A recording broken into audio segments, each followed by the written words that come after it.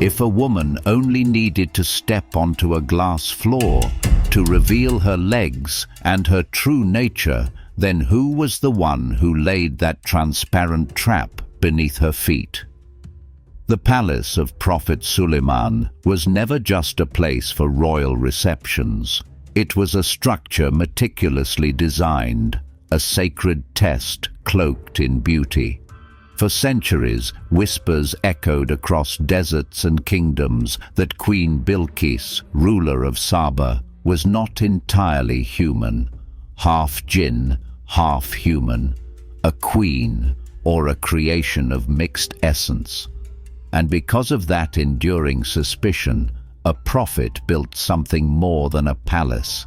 He built a silent trial, a floor so clear it appeared to be water, compelling her to react, to lift her royal garment and unknowingly unveil the truth. Was she truly who she claimed to be?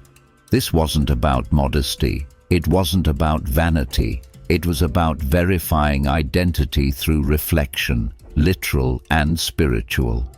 This story is not just about royalty and power.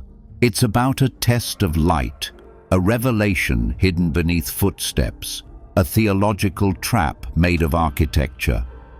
Sulayman didn't ask for war or declarations.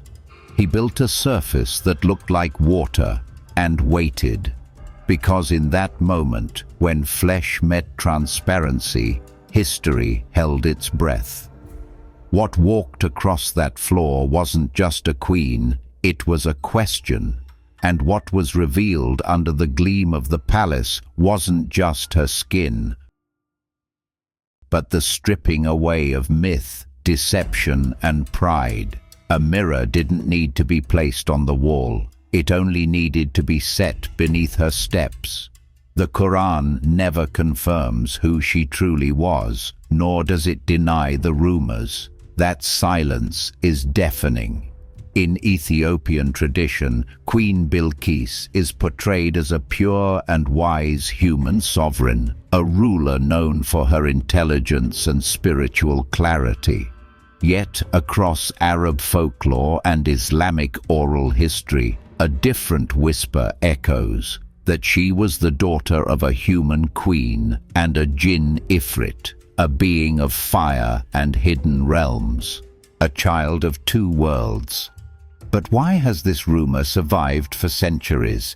Why does the question, half-jinn or human, still haunt the tale?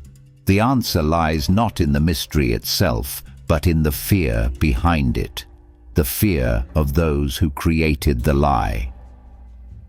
Among the jinn who served Prophet Sulayman unwillingly, there was a deep, enduring dread that if Sulayman married Bilqis, and she was part jinn, their offspring could inherit his power and perhaps even surpass it.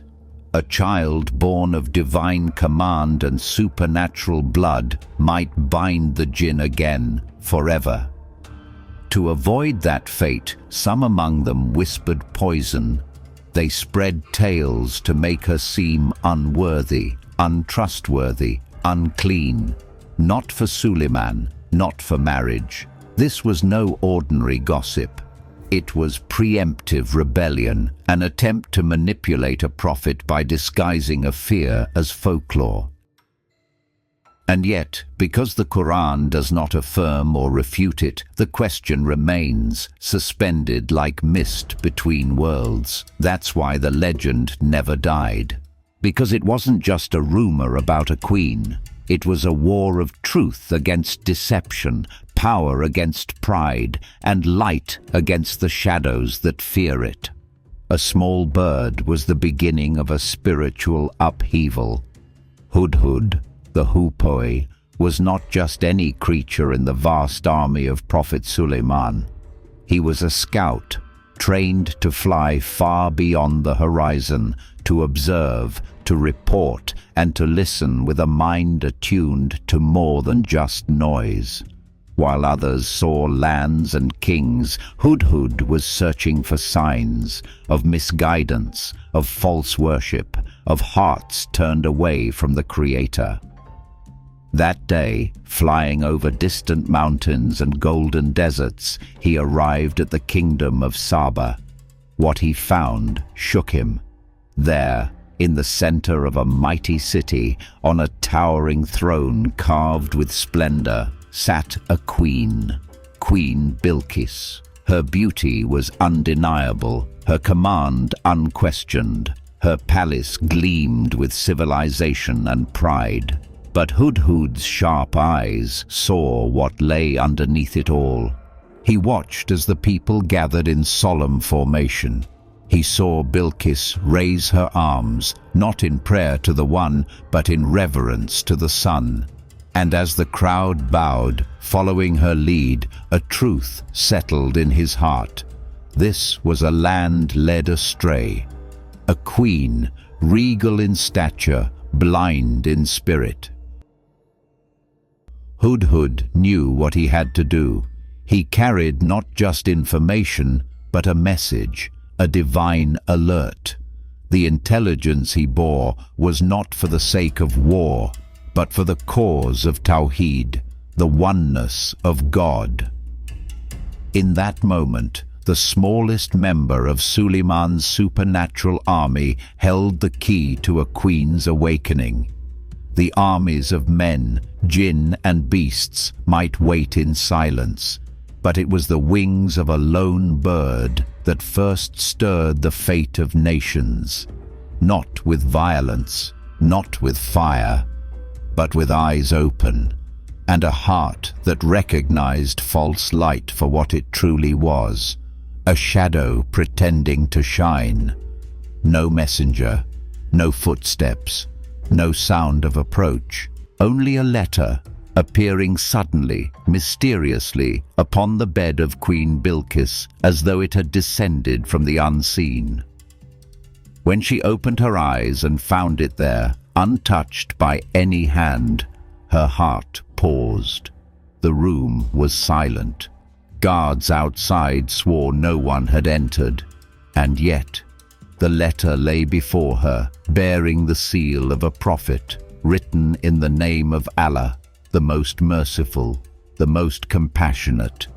The words inside were not poetic, they were not diplomatic, they were deliberate. Do not act arrogantly toward me, come to me in submission. This was not the voice of a rival king, it was the summons of a messenger of God, a call not just to her court, but to her soul. The lines were few, but the weight was immeasurable. They carried with them the pressure of heaven.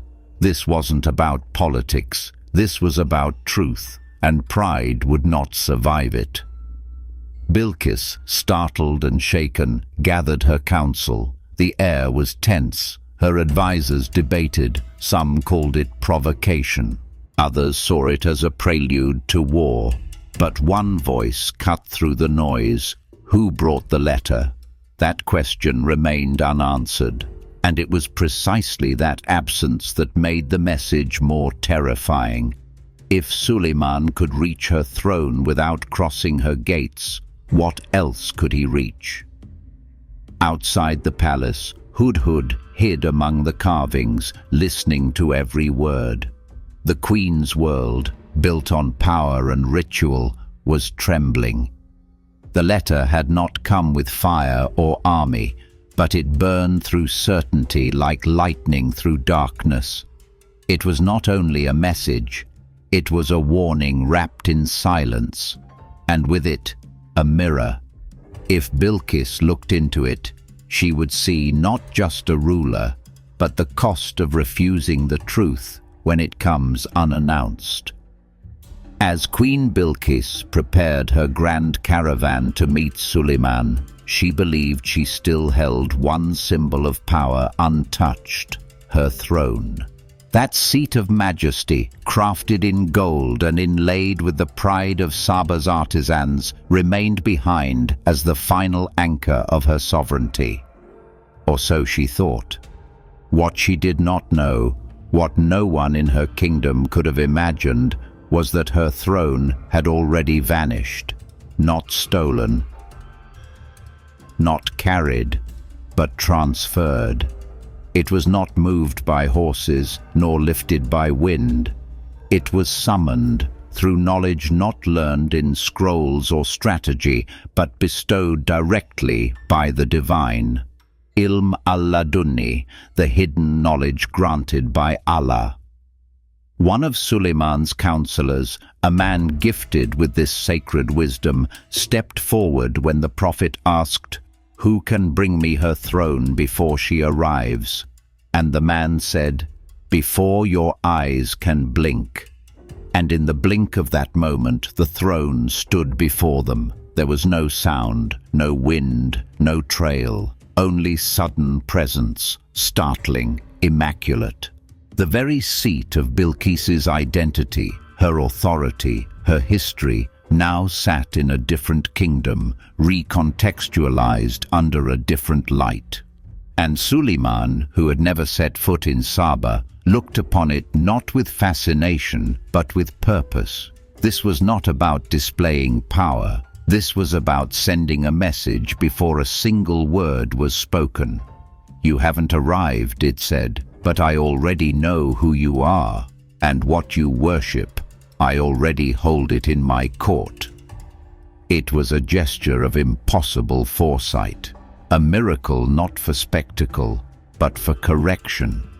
A sovereign queen, once convinced of her uniqueness, now unknowingly walked toward a city where her crown had arrived first, and been stripped of illusion before she could defend it. And in that, the balance of power had already shifted. When Queen Bilqis arrived at the palace of Sulayman, her eyes widened. Not in arrogance, but in awe. What stood before her was not just a seat of power, but a realm suspended between reality and the divine. Golden pillars stretched toward heaven, crystal walls shimmered like starlight, and beneath her feet a floor of glass rippled like liquid. It looked like water, clear, flowing, endless.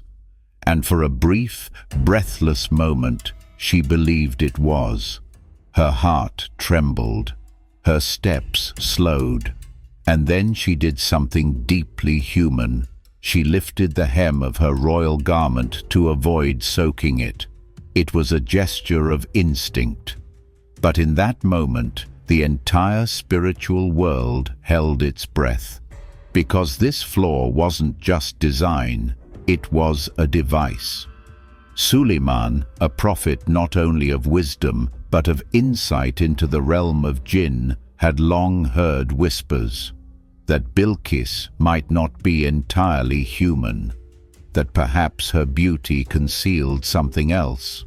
And so he devised a test, not with interrogation or confrontation, but through architecture, a floor of illusion that demanded a reaction.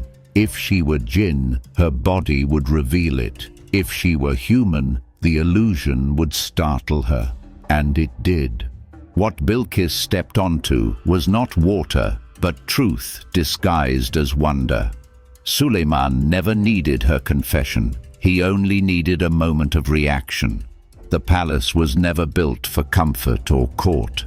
It was constructed to reflect, to expose pride, to echo false worship, to bring hidden things to the surface without a single word. The divine test was never announced aloud. It was etched into the very stones, the glass, the angles of light. This was the moment where divine design met human instinct, where suspicion collided with silent confirmation, and in the raising of her garment, something else was lifted: doubt. What the world had questioned was now answered, not in debate, but in design. Beneath the fabric, there were only human legs, no strange marks, no jinn-like features, no hidden truth waiting to be exposed, just the unmistakable reality of flesh and blood. And in that moment, Prophet Sulayman knew the rumors were false. She was not half-jinn, she was human. But what mattered even more was that she knew. In lifting her garment, Queen Bilqis did not just reveal her legs, she revealed the illusion of power she had long carried. The glass palace had done its work, not by shattering her dignity, but by dismantling the pride that kept her heart veiled.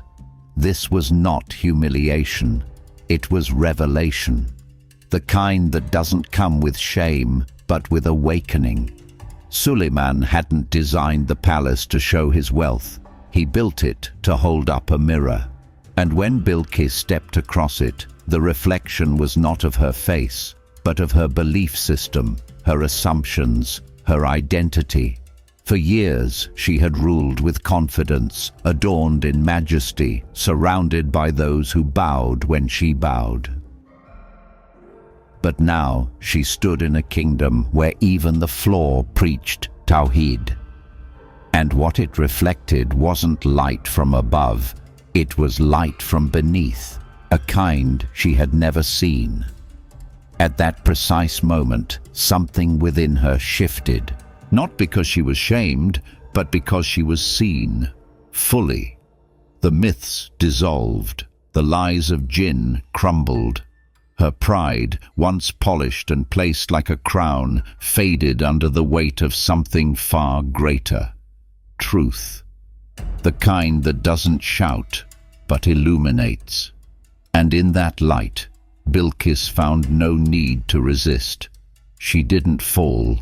She bowed, not to Sulayman, but to the one who had guided her here through glass, through silence, through the legs she thought would expose her, but instead set her free. The rumor that Queen Bilqis was part jinn didn't begin among her people. It was not whispered by the markets of Saba or invented by idle travelers. It was born in fear, not human fear, but jinn fear.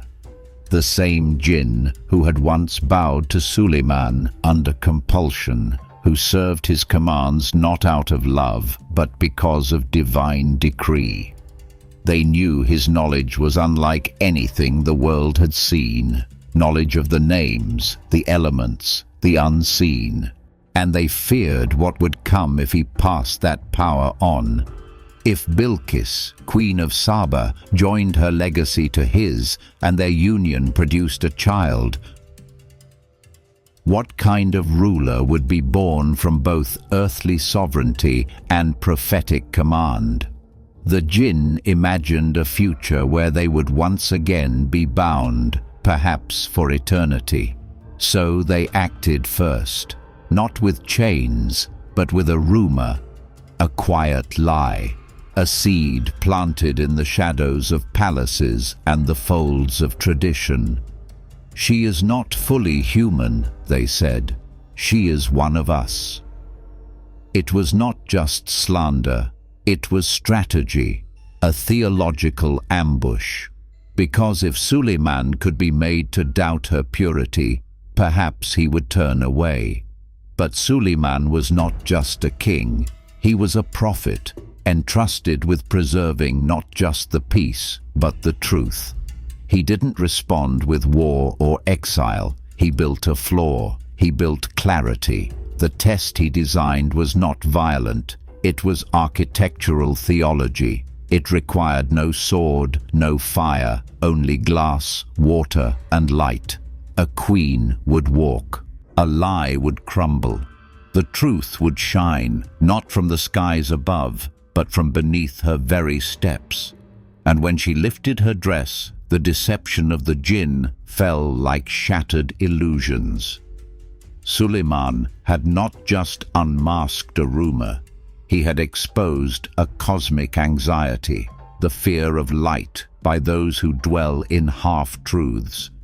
This was not just a political story, it was a warfare of realities, and truth, in its stillness, had won. This story doesn't end with her legs. It ends with the bending of her heart. When Queen Bilqis left her kingdom to meet Sulayman, she brought with her pride, royal, rational, refined. But as she crossed the glass floor, what was stripped away wasn't just a rumor. It was the invisible veil of self-glory, the inherited arrogance of a civilization that had once bowed not to the Creator, but to his creation. Sulayman didn't raise his sword, he raised a mirror. Not one hung upon a wall, but one laid beneath her feet, inviting her to see herself for the first time. The Quran never confirms whether she was jinn or human, and perhaps it never needed to, because identity is not defined by lineage, but by what we choose to bow to in the end. And Bilqis chose not the light of the sun, but the light of the one who created light itself. The mirror beneath her feet did what centuries of reasoning could not. It brought her face to face with her own beliefs, not through confrontation, but through reflection. And now, perhaps, it's your turn. Are you walking through a palace of illusion, believing the shimmer beneath your steps is solid ground? Are you mistaking reflections for foundations, beauty for truth, ritual for surrender? Maybe Allah won't test you with fire or war or flood. Maybe He will only place a floor beneath you, one that looks like water, and wait to see if you lift the edge of your pride. The story of Bilqis is not just about a queen, it's about a soul, a mirror, a step, a choice. Grand architecture cannot save a spirit, but a single humble step across the right threshold can unravel generations of false worship. When she bowed, no one questioned who she was anymore. Because when someone chooses true light, they no longer need to prove themselves to anyone. They are recognized, not by status, but by submission. And that is the truest mark of royalty. If a prophet could command the jinn to build palaces, carry thrones across kingdoms, and serve him without resistance, then why would he hesitate to marry a woman unless he was sure she wasn't one of them? Why would Prophet Sulayman, whose word could bind creatures of fire, pause in uncertainty before taking Queen Bilqis as his wife? He didn't tremble when he faced armies. He didn't waver when he confronted disbelief. But here, before a single woman, he hesitated, not out of weakness, but out of something deeper. This question isn't just strange, it's theologically jarring. Because if control was all that mattered, then Sulayman already had it. Jinn obeyed him. He could summon winds and armies, shift the earth under his feet. Yet, when it came to Bilqis, he built a palace of glass. Not to impress her, but to test her. To see, not what she would say, but what she would reveal when she thought no one was watching. What truth would emerge, not from her words, but from her reaction to illusion? Was he afraid of her? Or was he afraid of what union with her might represent? What could be passed down? What could be compromised? The Quran tells us about Sulayman's power, but power is not the same as purity. And this story, this small but intentional test, whispers that some truths cannot be commanded. They must be revealed. So if Sulayman, the prophet king who ruled jinn, animals and men, paused at the threshold of marriage, not for lack of might, but for fear of something spiritual, then maybe this was never just a story about dominion. Maybe it was about covenant, legacy, and the sacredness of who we choose to build the future with. Prophet Sulayman didn't need to confirm Queen Bilqis's identity to control her. If she had been jinn, he could have commanded her as he did countless others. control was never the issue. Dominion was never in doubt. What was at stake was something far more delicate: purity, not of race or appearance, but of covenantal alignment. Sulayman wasn't choosing a companion, he was discerning a union. And in prophetic tradition, marriage is not merely personal, it is theological. It is the intertwining of legacies, the fusion of spiritual lineages that could carry the covenant forward, or distort it forever. To marry Bilqis was to risk passing something on, not just blood, but mission. A prophet's child is not an ordinary heir. It is one who may carry light or shadow. If she were of jinn lineage, beings who serve without love, who obey by force and not by faith, what would that mean for the future? Would the covenant remain whole? Or would it fracture at the root? Sulayman's hesitation wasn't suspicion, it was reverence. He feared not the woman, but the consequences of union without clarity. His life was bound to divine order. A single misstep in marriage could become a misstep in revelation's path, a deviation that echoes for generations. This wasn't about dominance, it was about trust. Not trust in her intentions, but in the unseen nature of her origin and what that origin might produce. Because in the prophetic worldview, the question is never, can I? It's, should I? And the only way to answer that was to let truth rise from stillness, not argument, from design, not declaration, from the quiet certainty of knowing power can be given, but purity must be discerned. In the sacred traditions of revelation, the marriage of a prophet is never a private affair. It is not merely about affection or alliance. It is a covenantal act, a union that binds more than two hearts. It binds legacies, it fuses spiritual trajectories, and it plants the seeds for future bearers of divine responsibility.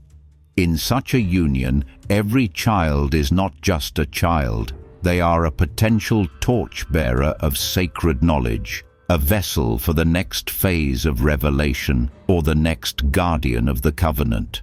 This is why prophets do not marry lightly.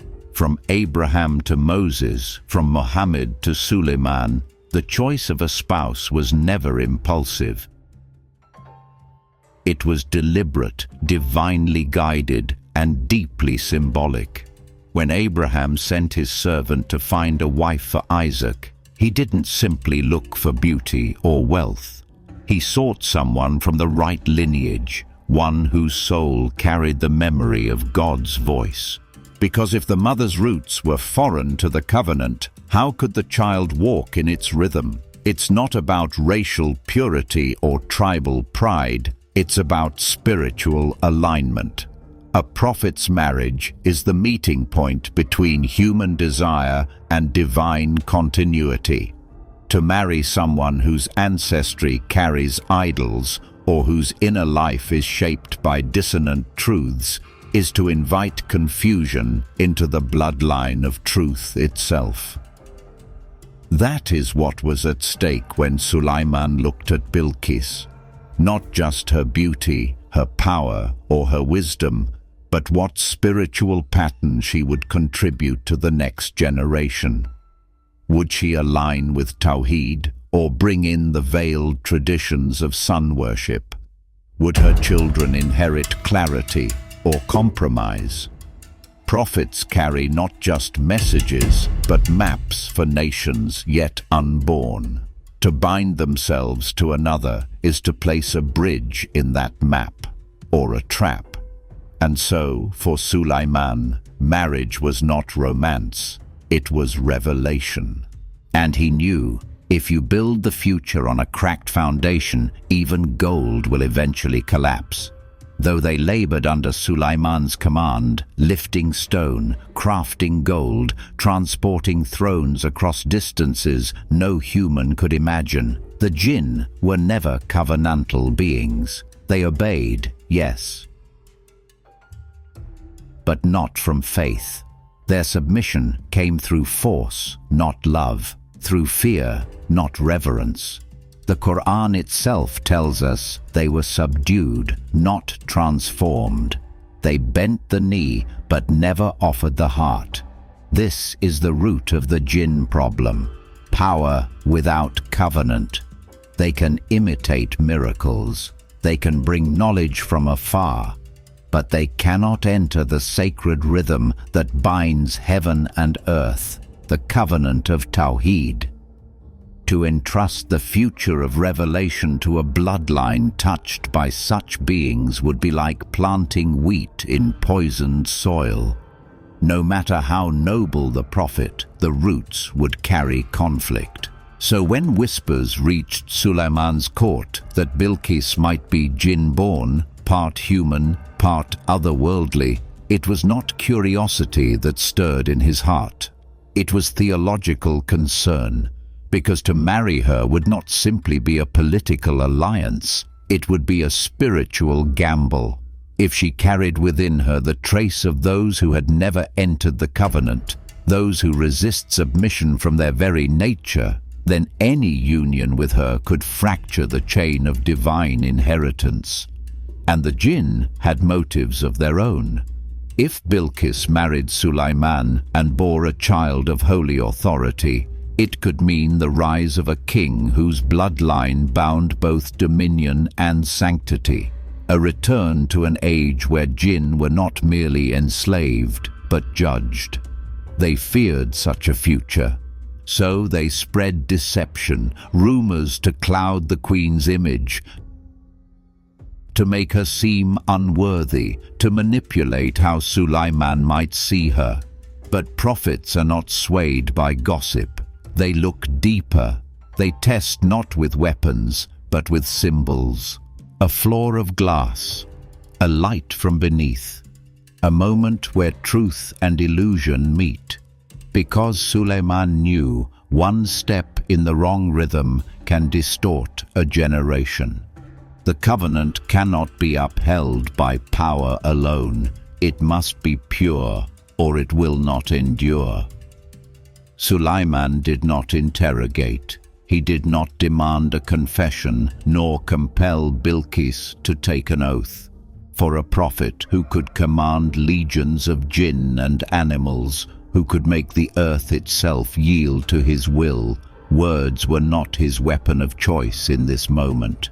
Instead, he turned to the language of design, a test etched into architecture, silent yet piercing. A glass floor, polished until invisible, stretched across the palace threshold like a sea without waves. Beneath it, water shimmered, alive with light. Above it, nothing, no sign, no trap, just space, illusion, and the truth waiting to surface. Why this test? Because words can lie, oaths can be rehearsed, even miracles can be mimicked. But when a person is left alone with their perception, when no script is given, no warning offered, what rises to the surface is the truest form of recognition. Sulayman understood that the deepest truths aren't declared, they're revealed involuntarily, reflexively, not in what a person says, but in what they do when their self-image is shaken. So he crafted a moment that could not be answered with logic or resisted with pride. If Bilqis lifted her garment, fearing the glass was water, she would expose something deeper than her legs. She would reveal that she, too, could be deceived, that her perception was human, that she was not divine, nor otherworldly, nor jinn. And in doing so, she would answer the question Sulayman never asked. It was not a trap. It was a mirror, not one that reflects faces, but souls. It was divine in its subtlety, prophetic in its restraint. Because only someone who understands the weight of covenant would devise a test that preserves dignity while still revealing truth. This is why prophets build temples, not traps. Why they rely not on accusation, but on unspoken proof. Because truth, when it comes from within, cannot be denied. And those who walk across the invisible floor walk unknowingly into revelation. In the heavenly design, bloodlines are not merely genealogies, they are conduits of trust, not racial, not ethnic, but sacred. A prophet's lineage is not chosen for its nobility in the eyes of men, but for its alignment with the divine will. Every union, every descendant has the power to either preserve the rhythm of revelation or distort it. That is why Sulayman hesitated, not because he feared Bilqis' power or even the jinn, but because he bore the burden of continuity, of covenant, of a promise that began with Ibrahim, renewed through every faithful prophet, and now rested in his hands. If the woman before him carried even a trace of rebellion, whether in allegiance, in spirit, or in origin, then the child born of their union could become the breach, a rupture in the line of prophetic responsibility. For jinn, despite their abilities, had no covenant with heaven. They were powerful, yes, but not trusted. Their history was marked by disobedience, deception, and resistance to submission. To allow their nature, even diluted, to enter the covenantal lineage would be like blending two inks. The divine scroll could be rewritten unintentionally with letters that never came from God. Sulayman's fear was not personal, it was sacred. He did not fear being deceived. He feared becoming the vessel through which deception might pass into the future. Because for prophets, choices are not private. A single misstep can echo for generations. He was not building a kingdom. He was safeguarding a timeline, a thread that must never fray. In this light, his test was not of Bilqis's honesty, but of her alignment. Was she willing to walk in Tawheed, not as a queen, but as a servant of the One? Was her spirit bound to idols, or could it be bound to truth? When the prophet stood between love and law, he chose the weightier of the two, because heaven watches not who you love, but what you leave behind. And if that legacy carries impurity, the error will not end with you. This was not about power, it was about trust. And that is something no miracle can secure, only purity of covenant. The jinn could not bind Sulayman. They had no power to resist his commands, no strategy that could unseat his throne. But they feared something far greater than chains. They feared legacy. If Sulayman united with Bilqis and she was fully human, their child would be born not only of kingship, but of divine legitimacy. And with that bloodline would come a terror for the jinn, a successor who could command them not just by prophetic authority, but by inheritance, by right. That was something they could not allow. So they did what the deceiver always does when outmatched. They whispered, not to Sulayman's ear, for he would not listen, but into the corridors of speculation. They wove a lie, that Bilqis was not fully human, that she bore the mark of their kind, that her lineage was impure. If the prophet married her, would his seed still be fit for covenant? Would heaven still honor the union? Would the timeline stay unbroken? They couldn't unbuild his palace, but they could plant a crack in the foundation of trust. Because if you can't control the king, you distort the queen. It was a desperate act, but not unfamiliar. The jinn, like their forefather Iblis, knew that power lies not just in might, but in narrative. Cast enough doubt, and even a mirror becomes a maze. The rumor was never about truth. It was about sabotage. If they could make Sulayman hesitate, delay, question, then perhaps he would never complete the covenant. Perhaps the line would never continue. Perhaps their servitude would die with him. But the brilliance of Sulayman's wisdom was this: he didn't argue, he didn't accuse, he didn't even investigate. He simply revealed. A test not of knowledge, but of nature. A floor of glass, lit from below, reflecting not what others said about Bilqis, but what she saw in herself. When she lifted her robe, it wasn't shame, it was instinct. She believed it was water, because she could be deceived. But in that very act, she proved she was not jinn. For jinn know the unseen. Humans, however, respond. And in that simple gesture, the lie collapsed. Not by fire, not by war, but by truth that stood quietly, clear, and waiting beneath her feet. When Bilqis lowered her gaze and lifted the hem of her robe, she did more than respond to an illusion. She entered a covenant, not with Sulayman, but with the light that he served. In that moment, the test was complete, not because her feet were human, but because her heart had bowed. And to a prophet, that mattered more than blood. Sulayman did not need perfect ancestry. He needed purity of submission. He needed a lineage that would not carry deception into the future. He needed an heir born not only from royalty, but from reverence, because the heir of light cannot be born from a shadow.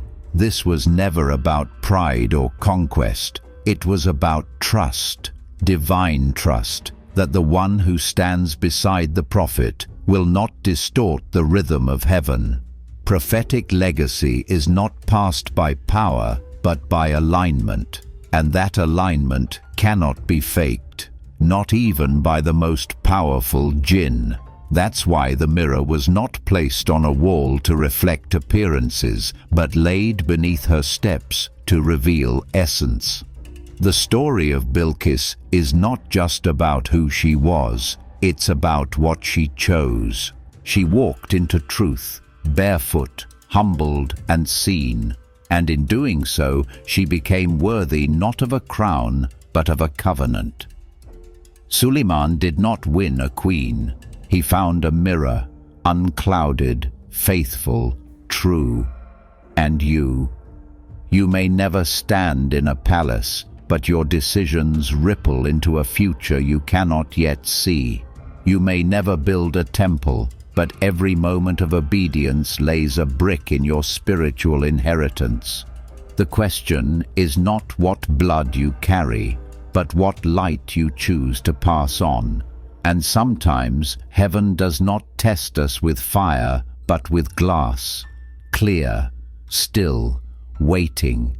So look beneath your feet. Is your reflection whole, or are there shadows you've yet to confront?